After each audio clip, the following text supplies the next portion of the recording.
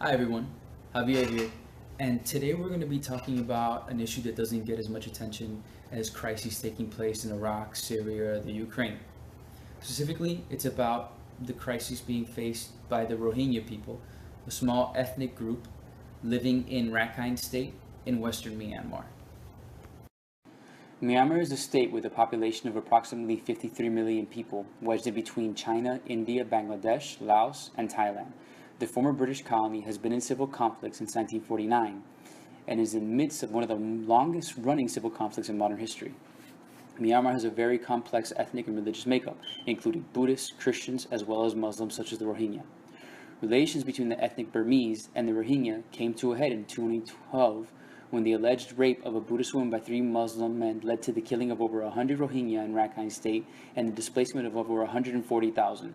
What's more, over 1.1 million Rohingya live in apartheid-like conditions, making them the most persecuted ethnic group in the world, according to Amnesty International.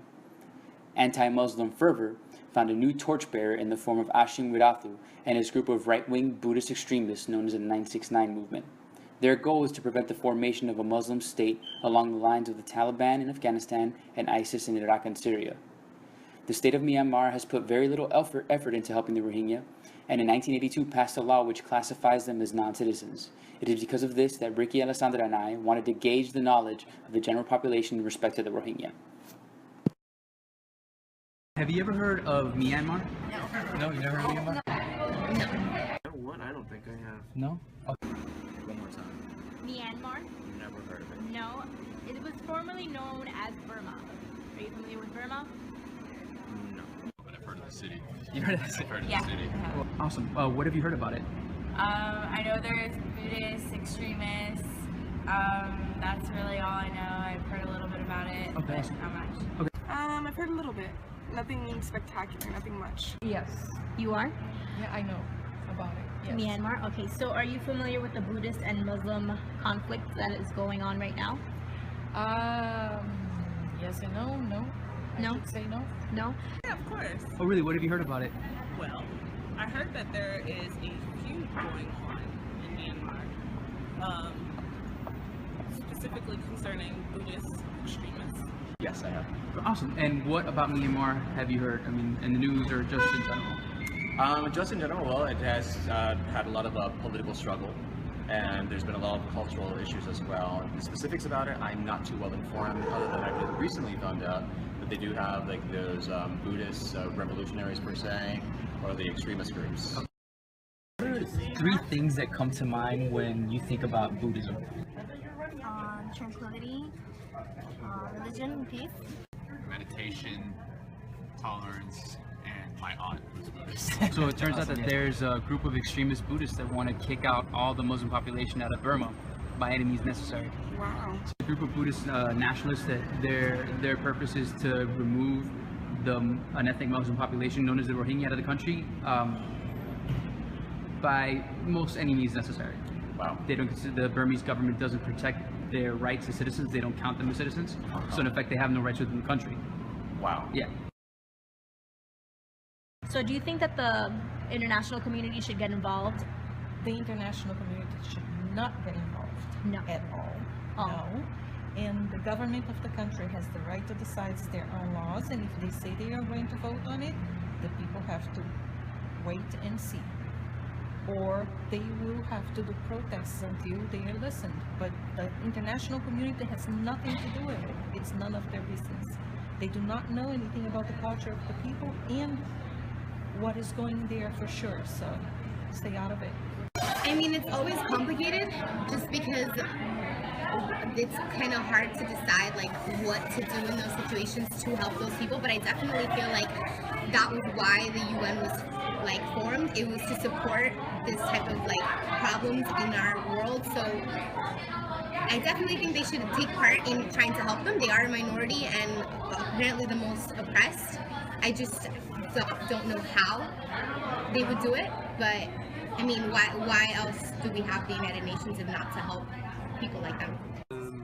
To be totally honest, I think it only becomes an international issue when it steps outside of like its location. So if it's happening in a country elsewhere, it's a problem within the country, but it's not affecting anyone else. And if it keeps growing, then maybe. But that's what happens. Yeah. There's a conflict happening here. These people want to take care of it for no real reason, and then it becomes an international conflict again for no reason instead of staying a simple dispute. Well, a lot of the Rohingya people are trying to gain access to countries like Bangladesh and Thailand to find a means to get out of Burma since their rights are not recognized. So it is taking somewhat of an international scope, at least within the region. I would say that given like the media coverage on like ISIS, of course. If you're going to intervene with Muslim extremists in Africa, why wouldn't you intervene in Buddhist extremists in Southeast Asia? That's a good point. Awesome. Well, and what specifically do you think that they should like send like troops or should they do like economic sanctions or something like that? I don't think economic sanctions would help. No. It's not Myanmar, to be honest. But I think that if they do, I think they should intervene because clearly the government isn't doing much to stop the killing. Yeah. So now that we finished up with the interviews, it's become pretty obvious that in general people are unaware about the issues going on in Myanmar, let alone what Myanmar is. And this is unfortunate simply because the events taking place within the state of Myanmar may have ramifications that could not be contained within the boundaries of the Burmese state. Having begun its transition to democracy in 2011, the former military regime has slowly eased its grip on the state, allowing elections and converting to a civilian government. However, the inability of the current regime to reach a positive peace with ethnic groups such as the Rohingya has left Myanmar unstable. Many place their hopes in Aung San Suu Kyi, a Nobel Peace Prize winner who was running for election to the presidency in November 2015. Despite running as the opposition, Suu Kyi has remained tight-lipped in regards to the Rohingya, perhaps not wanting to hurt her chances in the coming election. It is because of this that concerns have been raised as to the likelihood of there being a solution of a domestic origin. For example, the military is constitutionally guaranteed to have at least a quarter of the seats in both chambers of parliament reserved for members of the security forces, limiting the capacity of civilian rule. Although the United States has taken action to encourage reform, corruption of the military and conflict with ethnic groups such as the Rohingya has slowed this progress. What's more, the plight of the Rohingya has raised the ire of the Islamic State, with its leader, Abu Bakr al-Baghdadi, pledging to take revenge in the name of the Rohingya. This would further destabilize the region, considering the huge population of Muslims in Bangladesh and India, as well as encouraging China to take action to protect its interests.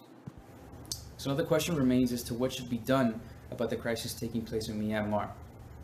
Should we encourage international intervention, perhaps the United States and the United Nations? Or should we place our faith in the Burmese state and the process of democratization, hoping that that will alleviate the situation and protect the rights of the Rohingya people? Whatever decision is made should happen sooner rather than later, as an increase in ethnic violence taking place will further destabilize the country and will slow down the process, putting the Rohingya people in further danger.